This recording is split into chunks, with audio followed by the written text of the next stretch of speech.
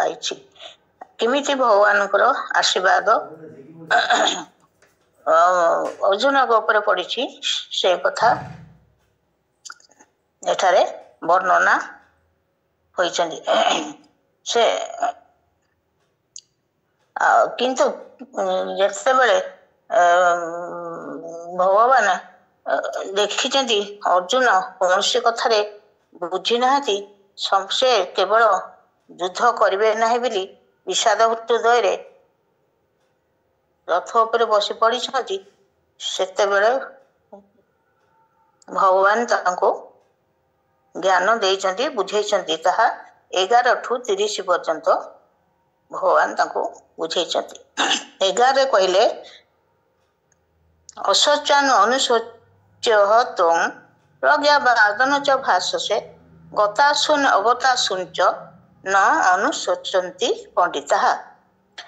ଏଠି କହିଲେ ଯୋଉଟା ଆମର ଚାଲି ଯାଇଛି, ଯାହା ଶୋଚନାର ଯୋଗ୍ୟ ନୁହେଁ, ସେଥିରେ ଶୋଚନା କରିବା ଉଚିତ ନୁହେଁ। ଏହି ପଣ୍ଡିତମାନେ ଅର୍ଜୁନକୁ କହୁଛନ୍ତି, ତୁମେ ଯୋଉଟା ଚାଲି ଯାଇଛି, ଯୋଉଟା ଗତାସୁନ, ଯୋଉଟା ଆଗତାସୁନ, ସେଇଟାରେ ଶୋଚନା କରୁଛ, କିନ୍ତୁ ପଣ୍ଡିତ ମାନଙ୍କ ପରି କଥା କହୁଛ। ତାମାନେ ପଣ୍ଡିତ ଯିଏ ସେ ପଣ୍ଡାରୁ ପଣ୍ଡିତ ହେଇଛି। ସେଇ ପଣ୍ଡିତ ମାନେ କଣ ସବୁ ଜାଣିଥାନ୍ତି। ତାଙ୍କୁ କୌଣସି ଜ୍ଞାନୀ, ସେମାନେ ହେଲେ ଜ୍ଞାନୀ, ତାଙ୍କୁ କୌଣସି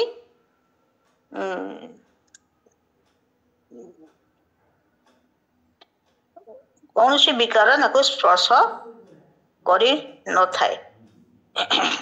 ସେ ଜ୍ଞାନୀ ମାନଙ୍କ ମଧ୍ୟରେ ସେ ଜ୍ଞାନୀମାନେ ମୃତ କି ଜୀବିତ ସେଇ ସମ୍ବନ୍ଧରେ ବିଚାର କରିବାର ଶକ୍ତି ତାଙ୍କର ଥାଏ।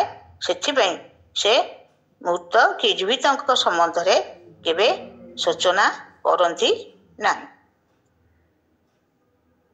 ତାପରେ ଆମେ କହିବା ଦେହି ନ ଅସ୍ମିନି ଯଥା ଦେହେ କୌମାରଂ ଯୌବନଂ ଜରା ତଥା ଦେହାନ୍ତର ପ୍ରାପ୍ତି ଧୀର ତତ୍ର ନ ମୁହ୍ୟତି। ଆମର ଏଇ ଶରୀରରେ 3 ପ୍ରକାର ଅବସ୍ଥା ଦେଇକରି ଆମେ ଗତି କରୁଛେ। ଏକ ହେଲା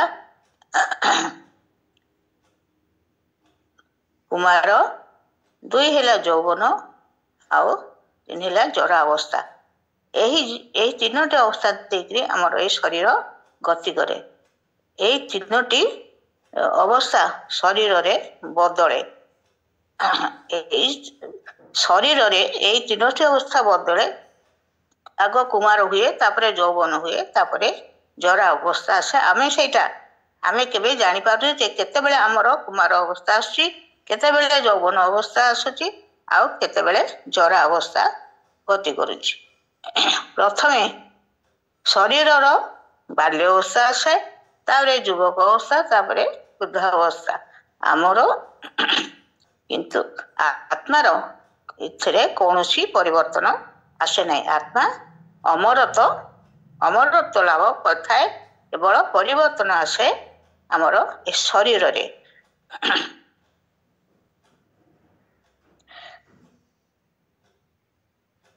ଆତ୍ମାର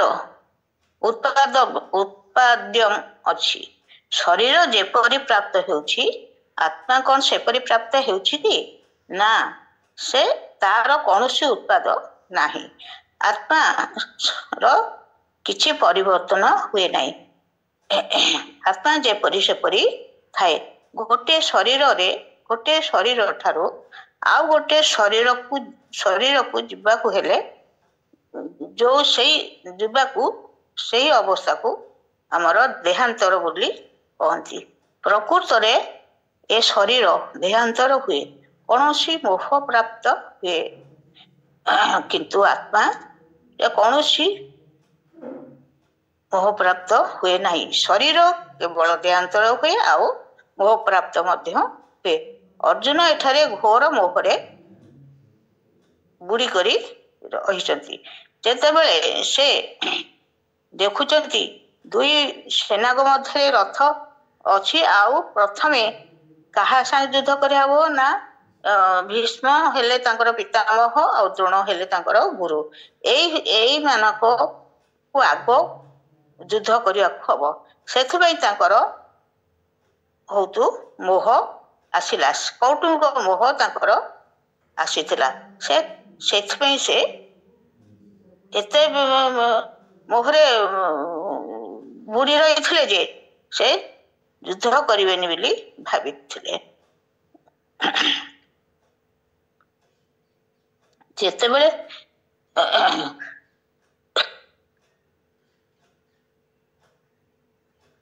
ଏଇ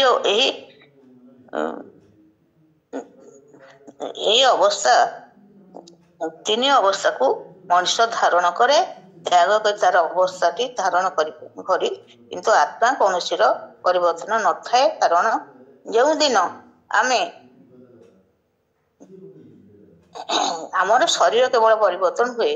କିପରି ନା ଆମେ ଦର୍ପଣ ପାଖରେ ଠିଆ ହେଲେ, ଆଜି ଠିଆ ହେଲେ ଦର୍ପଣ ପାଖରେ ଆମର ଶରୀର ଆମର ଚେହେରାକୁ ଦେଖିଲେ କିପରି ଅଛି, କିନ୍ତୁ ପୂର୍ବ ଦିନ ପରି ଆମର ଆଉ ସେ ଶରୀର ନାହିଁ, ତାର ନିଶ୍ଚିତ ପରିବର୍ତ୍ତନ ହେଇଛି।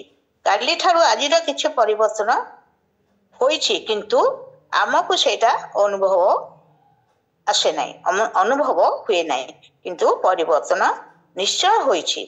କାରଣ ପିଲାଦିନର ଫଟୋଟିଏ ଦେଖିଲେ ଆମେ ଜାଣିପାରିବା ତାର ପୂର୍ବ ଶରୀର ସମ୍ପୂର୍ଣ୍ଣ ବିନାଶ ହୋଇ ଆଉ ଗୋଟେ ନୂତନ ଶରୀରର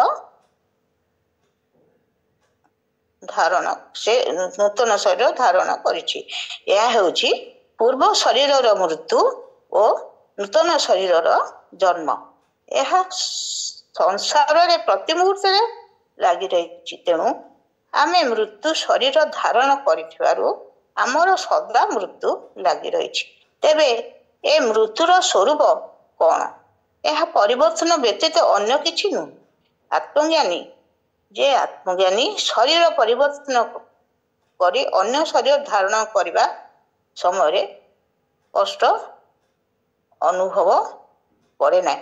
ଆତ୍ମଜ୍ଞାନୀର ଶରୀର ପରିବର୍ତ୍ତନ ହୁଏନି। ଯେତେବେଳେ ହୁଏ ସେ କୌଣସି କଷ୍ଟ ଅନୁଭବ କରେ ନାହିଁ। ଯେପରି ଦେହାଭିମାନୀ ତାର ପ୍ରତି ମୁହୂର୍ତ୍ତର ଶରୀର ପରିବର୍ତ୍ତନରେ କଷ୍ଟ ଅନୁଭବ କରିପାରେ। ଏହା ପରିବର୍ତ୍ତନ ବ୍ୟତୀତ ଅନ୍ୟ କିଛି ନୁହେଁ। ଯେପରି ଦେହାଭିମାନୀ ତାର ପ୍ରତି ମୁହୂର୍ତ୍ତରେ ଶରୀର ପରିବର୍ତ୍ତନରେ କଷ୍ଟ ଅନୁଭବ କରିପାରେ ନାହିଁ। ମୃତ୍ୟୁ ସମୟରେ ଏତେ କଷ୍ଟ ହୁଏ ଯେ, ଯେପରି ଆମର କ'ଣ କେତେ ହଜାର କଙ୍କଡା ବିଛା କାମୁଡ଼ିଲେ, ମୁଁ ଏଇଟା କହିପାରୁନି ଠିକରେ, କେତେ କଙ୍କଡା ବିଛା କାମୁଡ଼ିଲେ ଯେପରି କଷ୍ଟ ହୁଏ, ଏଇ ମୃତ୍ୟୁ ସମୟରେ ଆମକୁ ସେତିକି କଷ୍ଟ ହୁଏ। ଆଉ ମାତୃଗର୍ଭରେ ମଧ୍ୟ ଆମକୁ ଆମର କଷ୍ଟ ହୋଇଥାଏ। ଜନ୍ମ ସମୟରେ ମଧ୍ୟ କଷ୍ଟ ହୋଇଥାଏ। ଏଇ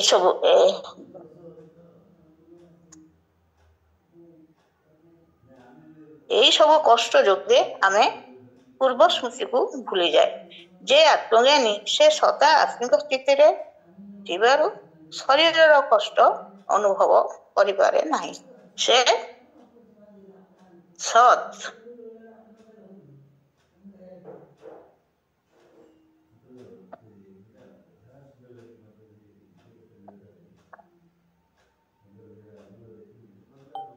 ସବୁବେଳେ ସତ୍ ଅସତ୍ ଦେହି, ସେ ହେଲେ ସବୁବେଳେ ସତ୍ ଆଉ ଅସତ୍ ହେଲା ଦେହି ଆଉ ଦେହ। ଅସତ ଦେହ, ଅନିତ୍ୟ ନିତ୍ୟ ହେଲା ଅବିକାରୀ ଆଉ ବିକାରୀ। ବୋଧ ହେତୁ ଗୁଣାତୀତ ହୋଇ ସଦା ସମସ୍ଥିତିରେ ଥାଏ, ମୋହିତ ହୁଏ। କେବେ ହେଲେ ସେ ମୋହିତ ହୁଏ ନାହିଁ। କିଏ ନା ଆତ୍ମା। ଆତ୍ମାଭିମାନୀ ନିଜର ଦେହାନ୍ତରରେ ମୃତ୍ୟୁର ଅନୁଭବ ନ ହେବାରୁ ମୃତ୍ୟୁର କଷ୍ଟ ହେଲେ ମଧ୍ୟ ସେ କୌଣସି ଭୋଗ କରେ ନାହିଁ, କୌଣସି ଭୋଗ ସେ କରେ ନାହିଁ। ତାପରେ ଆମର 14 ନମ୍ବରଟା ହେଲା ମାତ୍ରା ସ୍ପର୍ଶ ତୁ କନ୍ତେୟ ଶୀତ ଉଷ୍ମ ସୁଖ ଦୁଃଖଦା ଆଗାମ ଅପାୟିନ ଅନିତ୍ୟ ତାନ୍ ତିଥି କସ୍ୟ ଭାରତ। ଏଠାରେ ଭଗବାନ କହୁଛନ୍ତି ଆତ୍ମା ସଦା ଏକରସ ହୋଇ ରହେ। ଶରୀର ପ୍ରକୃତିର ଅଂଶ ହେତୁ ସଦା ଅସ୍ଥିର। ଯେ ନିଜକୁ ଆତ୍ମା ବୋଲି ଅନୁଭବ କରେ ସେ ଶ୍ରେଷ୍ଠ ପୁରୁଷ। ପ୍ରକୃତିର ଅଂଶ ଶରୀର ଇନ୍ଦ୍ରିୟ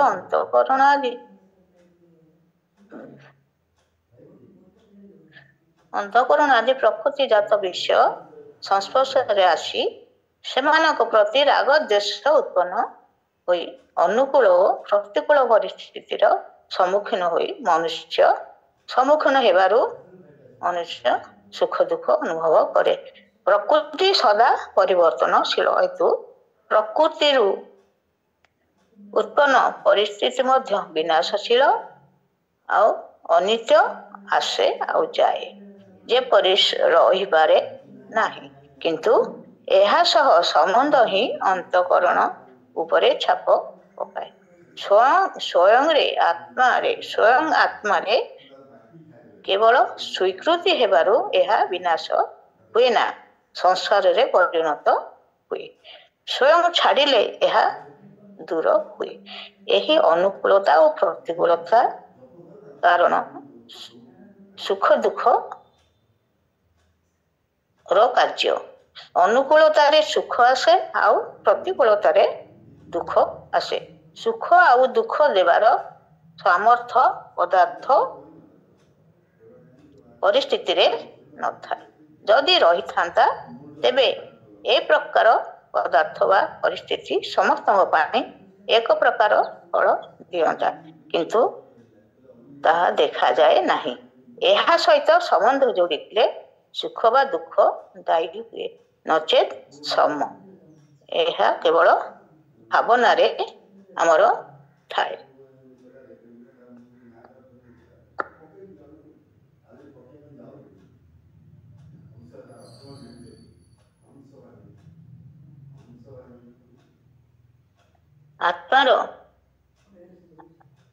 ଆତ୍ମଜ୍ଞାନୀର ସତ୍ ଅସତ୍ ଜ୍ଞାନ ଥିବାରୁ ସେ ଶରୀରରୁ ଅଲଗା ହୋଇ ସ୍ୱସ୍ଥିତିରେ ଥିବା ପରି ସବୁବେଳେ ଅନୁଭବ କରେ। ତେଣୁ ତାଙ୍କ ଅନ୍ତଃକରଣରେ ଏହାର କୌଣସି ପ୍ରଭାବ ପଡ଼େ ନାହିଁ। ପୁରୁଷାର୍ଥୀ ବିଚାର କରେ ଯେ ସେ ସୁଖ ଦୁଃଖରୁ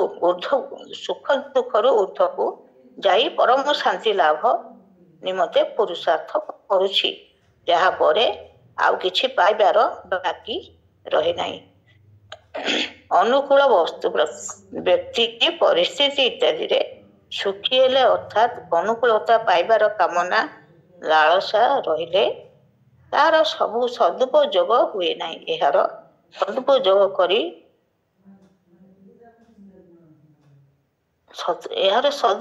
ଆମେ କଲେ କୌଣସି ଶକ୍ତି ପ୍ରାପ୍ତ ହୋଇନଥାଏ, କାରଣ ଏହି ଶକ୍ତି ଅନୁକୂଳତା ସଦୁପଯୋଗ ନ ହୋଇ ଭୋଗ ହେବା ଦ୍ୱାରା ଖର୍ଚ୍ଚ ହୋଇଯାଏ। ଏ ଶକ୍ତିଟା ଖର୍ଚ୍ଚ ହୋଇଯାଏ। ଭୋଗ କିପରି ହୁଏ ନା ଅନୁକୂଳତା ପ୍ରାପ୍ତିରେ ସୁଖ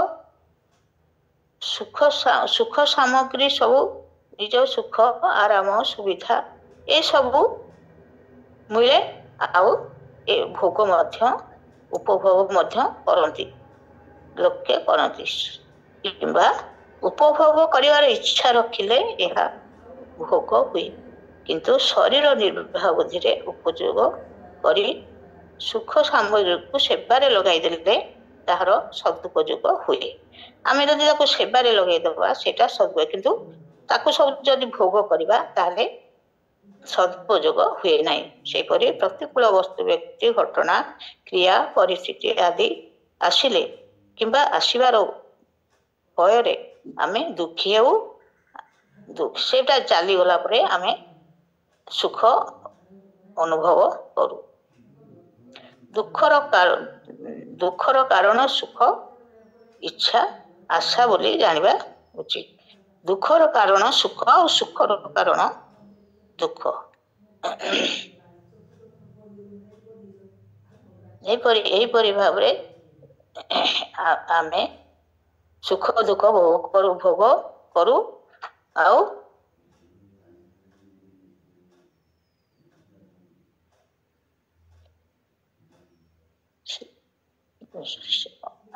ଯେ ଆତ୍ମଭିମାନୀ ରହି ଅନିତ ପରିସ୍ଥିତିକୁ ଅଭିନବ ଭାବି ସେଥିପ୍ରତି ଭୂକ୍ଷେପ କରନ୍ତି ନାହିଁ।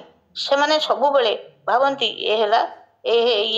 ସଂସାର ହେଲା ଗୋଟେ ରଙ୍ଗମଞ୍ଚ, ଆଉ ସେଇଥିରେ ଆମେ ଆସିଛୁ କେବଳ ଅଭିନୟ କରିବା ପାଇଁ। ଭଗବାନ ଆମକୁ ପଠେଇଛନ୍ତି କେବଳ ଅଭିନୟ କରିବା ପାଇଁ।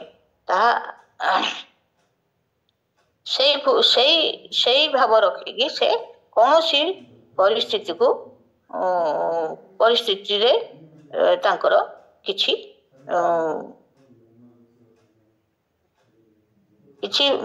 ଭୋଗ ଭାବ ନଥାଏ। ସେମାନେ ସେଇ ପରିସ୍ଥିତି ଆସେ ଆଉ ଯାଏ, ସେହିପରି ଆତ୍ମିକ ସ୍ଥିତିରେ ଥାଇ ସେ ପୂର୍ବତନ ଶରୀର ତ୍ୟାଗ ଓ ନୂତନ ଶରୀର ଧାରଣକୁ ବସ୍ତ୍ରର ପରିବର୍ତ୍ତନ ବୋଲି ଭାବି ସହ୍ୟ କରିନିଅନ୍ତି। ତାପରେ ଆମର 16ଟା ହେଲା ନ ସତ ବିଜତେ ଭାବ ନ ଅଭାବ ବିଜତେ ସତଃ ଉଭୟ ଅପି ଦୁଷ୍ଟ ଅନ୍ତଃ ତୁ ଅନ୍ୟହୁ ତତ୍ଦର୍ଶୀ। କହିଲେ ଅସତ ହେଲା ଦେହ। ଅସତ ଦେହର ଭାବ ନଥାଏ, ତାର ପଦାର୍ଥର ଭାବ ବିଦ୍ୟମାନ ନଥାଏ। ଆଉ ସତ୍ ପଦାର୍ଥର ଅଭାବ କେବେ ହେଲେ ହୁଏ ନାହିଁ। ଏହାକୁ ତତ୍ତ୍ୱଦର୍ଶୀ ଜ୍ଞାନୀ ପୁରୁଷ ମାନେ ଏ ଦୁହିଁଙ୍କର ସିଦ୍ଧାନ୍ତ ନିର୍ଣ୍ଣୟ କରିଛନ୍ତି।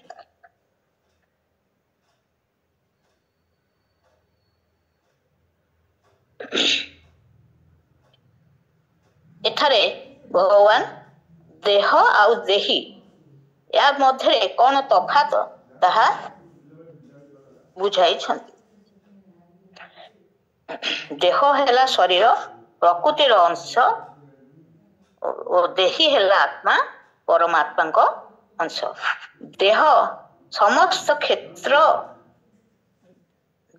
ଅସତ୍, ସମସ୍ତ କ୍ଷେତ୍ର କ୍ଷର ପ୍ରକୃତି, କିନ୍ତୁ ଦେହୀ ସତ୍, କ୍ଷେତ୍ରଜ୍ଞ ଅକ୍ଷର ପୁରୁଷ। ଦେହ କାଳ ରୂପୀ ଅଗ୍ନିରେ ସଦା ଦଗ୍ଧୀଭୂତ ହୁଏ। ଦେହୀ ସଦା ଯେପରି ସେପରି ଥାଏ। ଦେହ ପୂର୍ବରୁ ନଥିଲା, ପରେ ବି ରହିବ ନାହିଁ। ବର୍ତ୍ତମାନ ପ୍ରତି ମୁହୂର୍ତ୍ତରେ ସେ ନଷ୍ଟ ହେବାକୁ ଲାଗିଛି। ଦେହୀ ପୂର୍ବରୁ ଥିଲା ଓ ପରେ ରହିବ। ଦେହୀ ହେଲା ଆତ୍ମା, ସେ ପୂର୍ବରୁ ଥିଲା, ପରେ ରହିବ, ଆଉ ସବୁବେଳ ପାଇଁ ମଧ୍ୟ ରହିଥିବ। ବର୍ତ୍ତମାନ ମଧ୍ୟ ଯେପରି ସେପରି ଅଛି। ଦେହ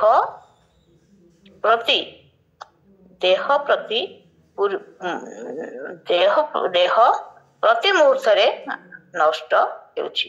ଯେପରି ସିନେମା ପରଦା ଉପରେ ପ୍ରତି ମୁହୂର୍ତ୍ତରେ ପୂର୍ବ ଦୃଶ୍ୟ ବିନାଶ ହୋଇ ପର ଦୃଶ୍ୟର ଆବିର୍ଭାବ ହୁଏ। ଫିଲ୍ମ ମଧ୍ୟ ଏତେ ଜୋରରେ ଘୁରେ ଯେ ଦର୍ଶକର ଚକ୍ଷୁ ତାହା ଜାଣିପାରେ ନାହିଁ।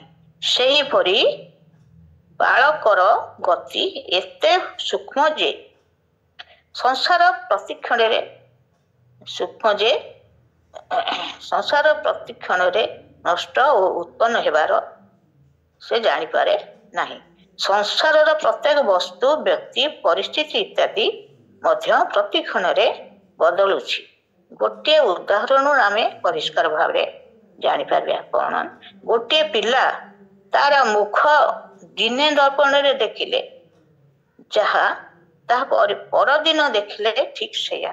ସେହିପରି ଜୀବନ ସାରା ଦେଖିଲେ ମଧ୍ୟ ପୂର୍ବ ଦିନ ଠାରୁ କିଛି ତଫାତ ସେ ଦେଖିପାରେ ନାହିଁ। କିନ୍ତୁ ସେ ଶିଶୁରୁ ବାଳକ, ବାଳକରୁ ଯୁବକ ଓ ଯୁବକରୁ ବୃଦ୍ଧ ହେବା ନିଶ୍ଚିତ। କୌଣସି ନିର୍ଦ୍ଦିଷ୍ଟ ସମୟରେ ବା ମୁହୂର୍ତ୍ତରେ ବାଳକରୁ ଯୁବକ ବା ଯୁବକରୁ ବୃଦ୍ଧ ହେବାର ଏହି କହିବାରେ ନାହିଁ। କିପରି ସେ ବାଳକରୁ ଯୁବକରୁ ବୃଦ୍ଧ ହଉଛି। ଏଣୁ ପ୍ରତି ମୁହୂର୍ତ୍ତରେ ଶରୀର ଆମର ପରିବର୍ତ୍ତନ ହେଉଛି ଓ ଜନ୍ମ ହେବା ସମୟରୁ ପ୍ରତି ମୁହୂର୍ତ୍ତରେ ମନୁଷ୍ୟ ମୃତ୍ୟୁ ନିକଟରୁ ନିକଟତର ହେଉଛି। ଆତ୍ମା ପରମାତ୍ମାଙ୍କ ଅଂଶ ହେତୁ ସଦା ଯେପରି ସେପରି ରହିଛି, କେବେ ତାର ପରିବର୍ତ୍ତନ ନଥାଏ। ପରମାତ୍ମା ସମସ୍ତ ସଂସାର ସୃଷ୍ଟି କରିଛନ୍ତି ଆଉ ପ୍ରଳୟ ମଧ୍ୟ କରିଛନ୍ତି।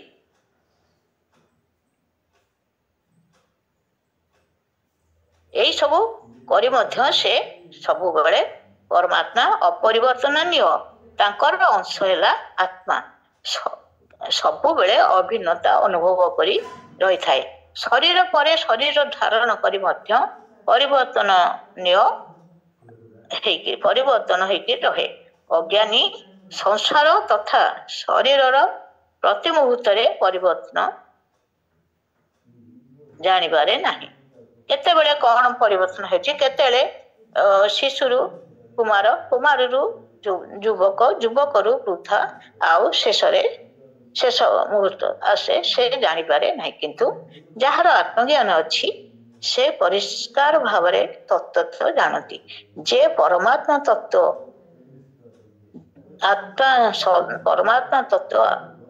ସଦା ଭାବ ଆଉ ସଂସାର ତତ୍ତ୍ୱ ସଦା ଅଭାବ ଥାଏ।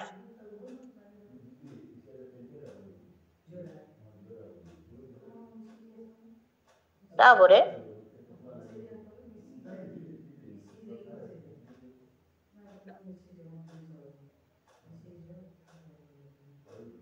ତାପରେ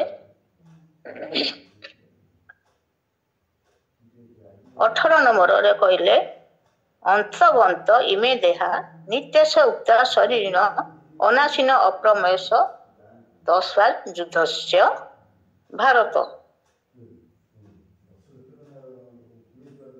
କହିଲେ ନିତ୍ୟ ବିନାଶ ରହିତ ଅପ୍ରମେୟ ଆତ୍ମା ଧାରଣ କରିଥିବା ଏହି ଶରୀର ଗୁଡ଼ିକ, ଅପ୍ରମେୟ ହେଲା ଆତ୍ମା, କିନ୍ତୁ ଏ ଶରୀର ଗୁଡ଼ିକ ଧାରଣ ଗୁଡ଼ିକ ଆମେ ଶରୀର ଧାରଣ କରୁଛେ, ଆତ୍ମା ଶରୀର ଗୁଡ଼ିକ ଯୋଉ ଧାରଣ କରୁଛେ ସେଇ ଶରୀର ଗୁଡ଼ିକ ହେଲା ନାଶବାନ। ଭଗବାନ କହୁଛନ୍ତି, ହେ ଭାରତ, ତେଣୁ ତୁମେ ଯୁଦ୍ଧ କର। ଯୋଉଟା ଆମର ଅପ୍ରମେୟ, ଯୋଉଟା ଆମର ପ୍ରମାଣ ରହିତ, ମନୋବୁଦ୍ଧି ଇନ୍ଦ୍ରିୟ ଦ୍ୱାରା ଜାଣି ହୁଏ ନାହିଁ, ତାକୁ ତୁମେ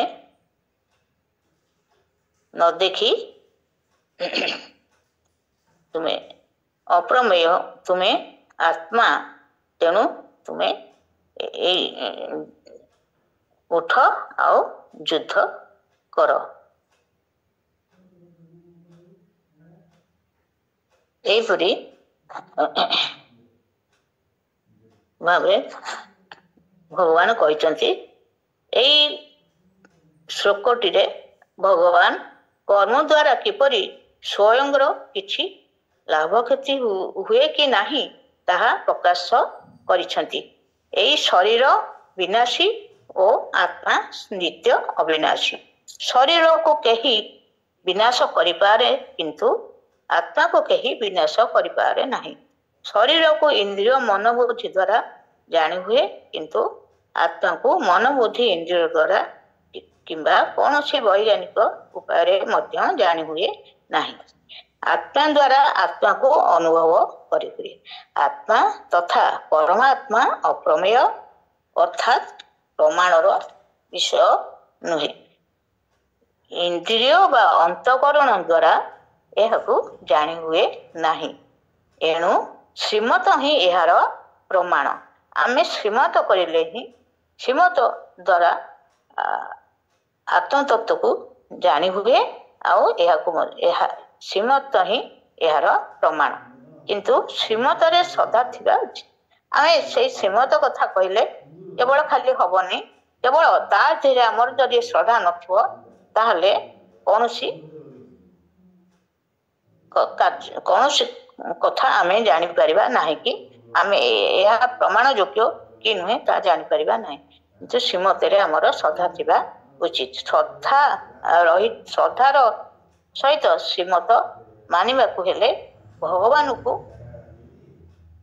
मानिबाकू पड़िबो श्रद्धा करिबा बा न करिबा निमंते समस्ते स्वतंत्र काहाकू बाध्य करी श्रद्धा करी हुए नाही जे श्रद्धा करे से श्रीमत माने निजको आत्मा बोली अनुभव करे कर्मर आत्मा सह कौनसी संबंध न थाए किंतु शरीरधारी निजको शरीर बोली अनुभव करी अहंता अर्थात मु कुटुंबी मु धनी मु विद्वान मु अमुक पदधारी और शरीर मोर बोली अनुभव करी ममता अर्थात मोर कुटुंब मोर धन मोर विद्या मोर पद इत्यादि विकारग्रस्त होई कर्म सह संबंध रखे किए ना अज्ञानी किंतु जे पुरुषार्थ करे से ज्ञान रे रत थिबारु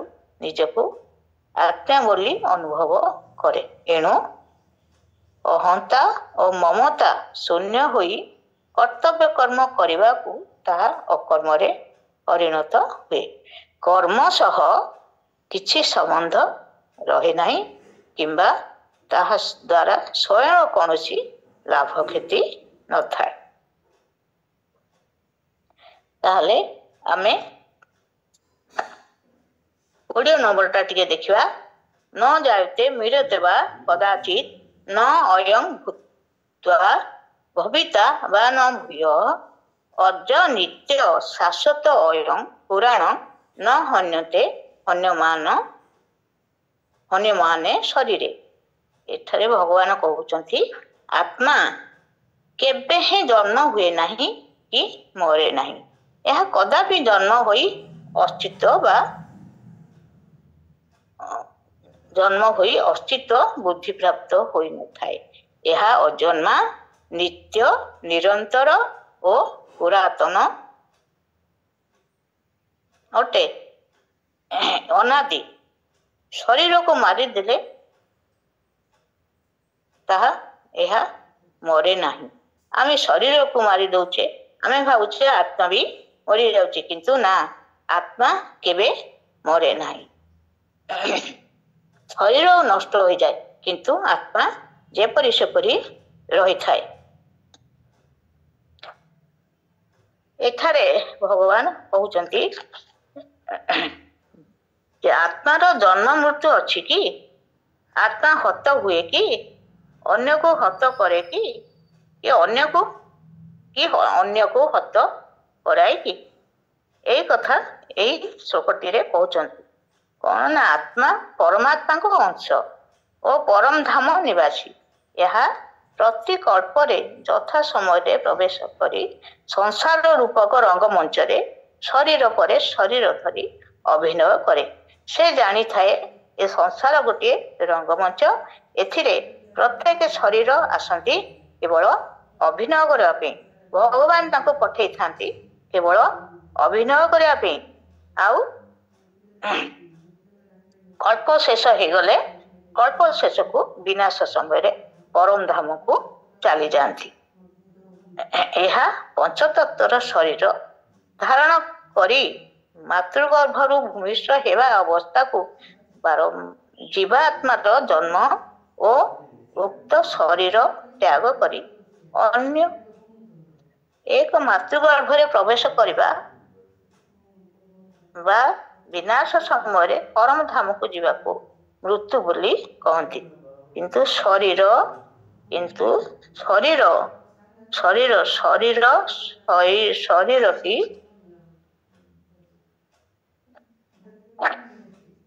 କ୍ରମେ ବୃଦ୍ଧି ପ୍ରାପ୍ତି ହୋଇ ଶେଷରେ ବିନାଶ ହୁଏ। ଆତ୍ମାର ଶରୀର ପରି ଜନ୍ମ, ଅସ୍ତିତ୍ୱ, ବୃଦ୍ଧି, ପରିଣାମ, ଅପକ୍ଷୟ ଓ ବିନାଶ କିଛି ନଥାଏ। ବିନାଶ ରୂପକ ଷଡ଼ବିକାର କିଛି ନଥାଏ। ଏହି ଆତ୍ମା ସାଧାରଣ କରିଥିବା ଶରୀରକୁ ହତ୍ୟା କଲେ କିମ୍ବା କୌଣସି ଉପାୟରେ ନଷ୍ଟ କଲେ ଆତ୍ମାର ହତ୍ୟା ହୁଏ ନାହିଁ କିମ୍ବା ଆତ୍ମା ନଷ୍ଟ ହୁଏ ନାହିଁ। କେବେ ହେଲେ ଆତ୍ମା ନଷ୍ଟ ହୁଏ ନାହିଁ। ଆମେ ଯେତେ ଆତ୍ମାକୁ ନଷ୍ଟ କରିବା ବୋଲି ଭାବିବା ତାହା କେବେ ନଷ୍ଟ ହୁଏ ନାହିଁ କି ନଷ୍ଟ ହବାର ନାହିଁ। ସବୁବେଳ ପାଇଁ ଏହା ରହିଥାଏ। କାରଣ ଏହା ପଞ୍ଚଭୌତିକ ତତ୍ତ୍ୱରୁ ଉପରେ। ସେହିପରି ଆତ୍ମା ମଧ୍ୟ କାହାକୁ ହତ୍ୟା ବା ନଷ୍ଟ କରେ ନାହିଁ କିମ୍ବା କରାଏ ନାହିଁ। ଏହା ଅକ୍ରିୟ, କୌଣସି କ୍ରିୟାର କର୍ତ୍ତା ବା କାରଣ ନୁହେଁ। ଆମେ ଯେଉଁ ଜୀବ ହତ୍ୟା ଦେଖୁଛେ ତାହା କେବଳ ପ୍ରକୃତିର ଅଂଶ। ପଞ୍ଚଭୌତିକ ଶରୀରର ଅନ୍ୟ ଶରୀର ଉପରେ କ୍ରିୟା। ଏହା ପ୍ରକୃତିର କାର୍ଯ୍ୟ, ପ୍ରକୃତି ଦ୍ୱାରା ହୁଏ।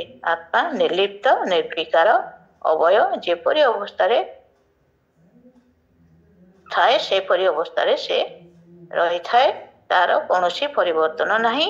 ଯେପରି ଅବସ୍ଥାରେ ପରମ ଧାମକୁ ଆସିଥାଏ, କଳ୍ପ ଶେଷରେ ସେହିପରି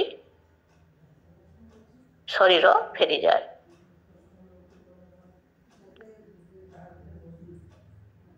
ତାପରେ 22ଟା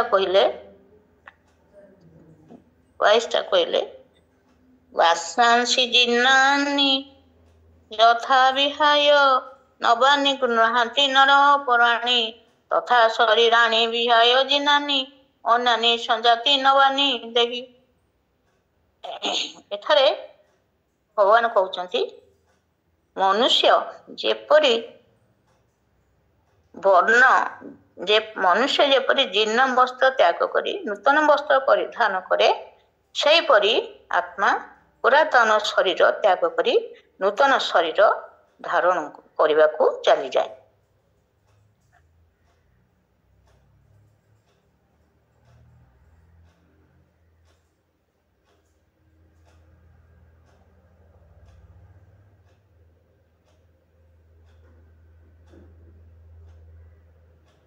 ଏଠାରେ ଭଗବାନ ଆତ୍ମା ଶରୀର ପରିବର୍ତ୍ତନ କରିବା ସମୟରେ କିପରି ଅନୁଭବ କରେ ସେଇ କଥାଟା କହିଛନ୍ତି ଏଇ ଶ୍ଲୋକଟିରେ। ବାଂଶାଂଶୀ ମାନେ ପୁରୁଣା ଜୀର୍ଣ୍ଣ ଶୀର୍ଣ୍ଣ ବସ୍ତ୍ର କୁ ପରିବର୍ତ୍ତନ। ଯେତେବେଳେ ଆମର ଜୀର୍ଣ୍ଣ ବସ୍ତ୍ରଟି ଜୀର୍ଣ୍ଣ ଶୀର୍ଣ୍ଣ ହୋଇଯାଏ, ଆମେ ତାକୁ ତ୍ୟାଗ କରି ନୂତନ ବସ୍ତ୍ର ଧାରଣ କରିଥାଉ। ସେହିପରି ଆତ୍ମା ପୁରୁଣା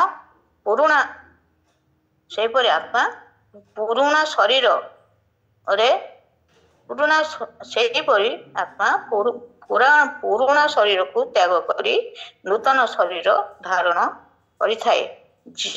ଯେ ଯେତିକି ଆୟୁ ନେଇକରି ଆସିଥାଏ ସେ ସେତିକି ସମୟ ରହିଥାଏ। ତାପରେ ତାର ଶରୀର ଜୀର୍ଣ୍ଣ ଶୀର୍ଣ୍ଣ ହୋଇଯାଏ। ସେ ପୁରାଣ ଶରୀରକୁ ଛାଡ଼ି ନୂତନ ବସ୍ତ୍ର ଧାରଣ କରିଥାଏ। କ'ଣ ପାଇଁ? ନା ଆମକୁ ଶରୀର ମିଳିଛି। ଆମେ ଜ୍ଞାନୀ, ଯେତେବେଳେ ଆମେ ଜ୍ଞାନ ଆହରଣ ନ କରିଥିବାରୁ ଆମକୁ ବାରମ୍ବାର ଜନ୍ମ ମିଳୁଛି। ଆମେ କୌଣସି ଜ୍ଞାନ ଆହରଣ ନ କରିଥିଲେ ଆମକୁ ବାରମ୍ବାର ଜନ୍ମ ଆଉ ମିଳେ। ତେଣୁ विचार कर देखिले देखा एक पक्षरे नाई सत भगवान अच्छी किंतु दुर्योधन किंतु कुरु पक्षरे ये पांडव पक्षरे नाई सत भगवान अच्छा किंतु दुर्योधन पक्षे अन्याय असत रही स्वयं भीष्म द्रोण यही अन्याय धर्म को छाड़ी पारिले नहीं। से जेतेबेले से कहती जेतेबेले आमे दुर्योधन अन्न खाऊछु सेतेबेले आमे दुर्योधन पक्षरे ही रहइबो। सेथिबेई से निज अन्याय पक्षरे रही युद्ध करथिले। सही पक्षरे अन्याय रही युद्ध करथिले भगवान आम पाई बड़ कल्याणकारी।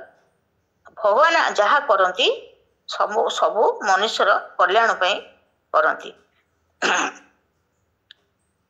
आमर गोटे शरीर गोटे शरीर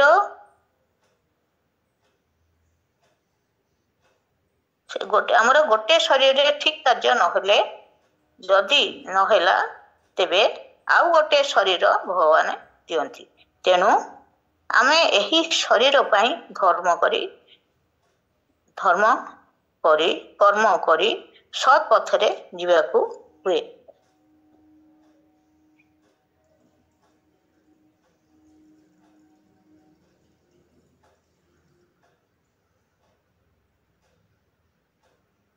आमे एई भगवान बड़ कृपाळु बोली से कथा को आमे न बुझी आमे संसार क्षेत्र रे संसार भितरे रही निजर माया भितरे रही भोग करी तळकू आमे जाऊ थाए।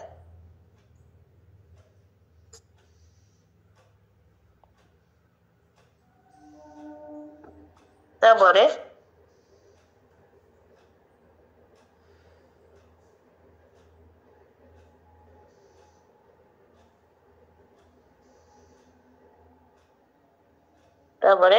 आमे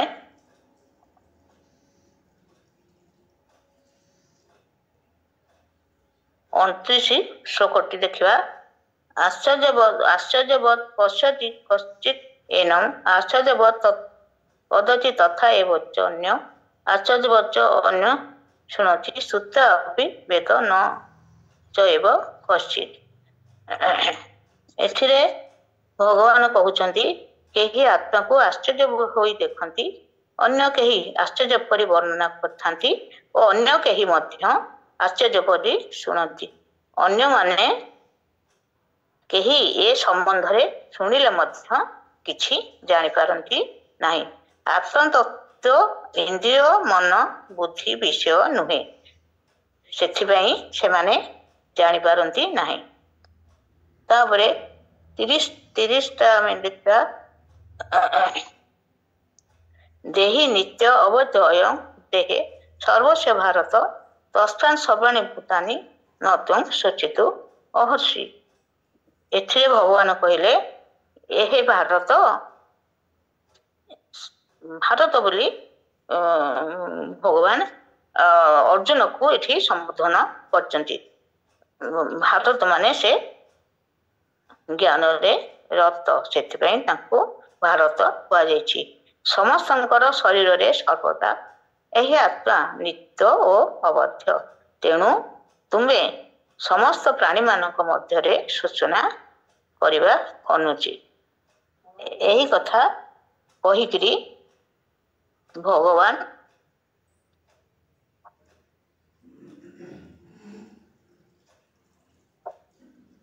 एठारे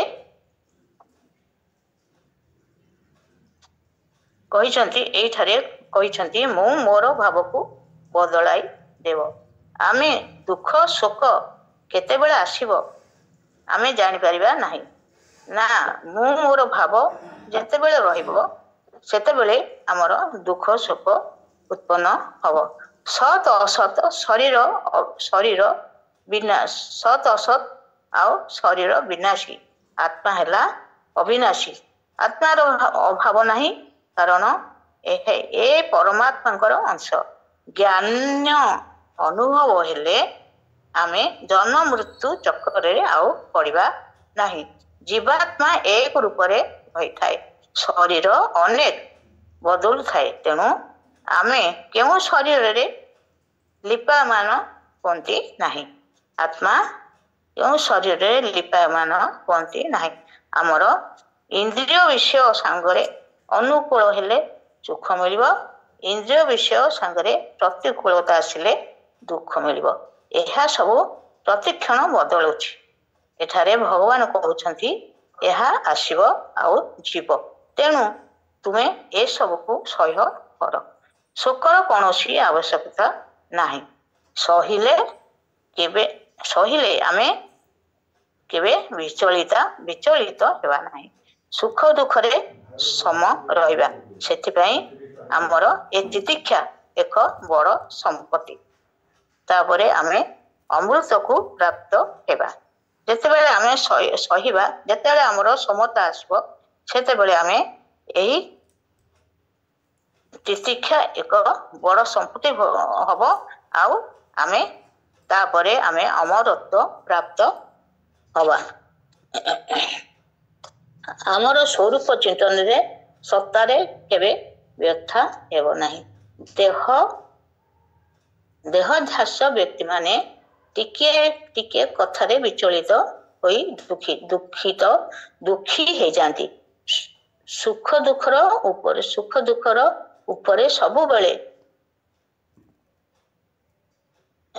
सबुबेले आमर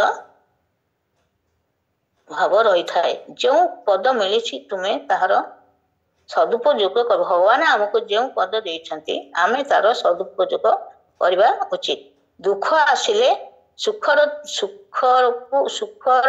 त्याग कले दुख रो सदुपयोग हब आमको जेतेले दुख आसीबो सेतेले आमे ताकू सुख भावना टाकू त्याग करिबा त्याग कले आमको से दुख सदुपयोग हब दुख आसिले सुखर कामना करिबा नाही सद वस्तुर अभाव नाही असद वस्तुर भाव नाही से असत पदार्थ सबु बेले बदलुथबो शरीर भितरे थिबो अविनाशी आत्मा सबु बेले सत एही आत्मतत्व को केही